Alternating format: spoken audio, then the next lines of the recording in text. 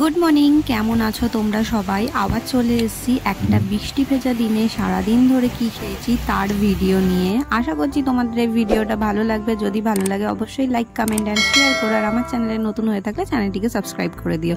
তো সকালবেলা প্রথমেই খেলাম গরম গরম চা আর তার সাথে বিস্কিট। তারপর ব্রেকফাস্টে তেমন কিছু করা হয়নি। লাঞ্চে খেয়েছিলাম গরম ভাত আর শোল মাছের ঝাল। শোল মাছ কার কার খেতে ভালো লাগে সেটা অবশ্যই বলবে। আর ছিল আলু দিয়ে লোটে মাছের চচ্চড়ি, যেটা তো হেভি সুন্দর খেতে হয়েছিল। লোটে মাছও কেউ খেতে পছন্দ করো সেটা অবশ্যই কমেন্ট করবে। আর লোটে মাছের আরও অনেক রকমের নাম আছে, কে কী নামে চেনো সেটাও আমাকে কমেন্ট করবে। আর বিকেলবেলা খেয়েছিলাম আলু কাবলি, যেটা বাড়িতেই বানানো হয়েছিল।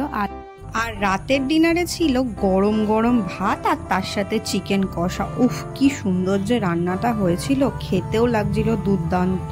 বৃষ্টির দিনে এরকম গরম গরম ভাত তার সাথে পেঁয়াজ লঙ্কা উইথ চিকেন কষা, বলো কার না ভাল লাগে খেতে? আমার তো এখনো জিভে জলও আসছে।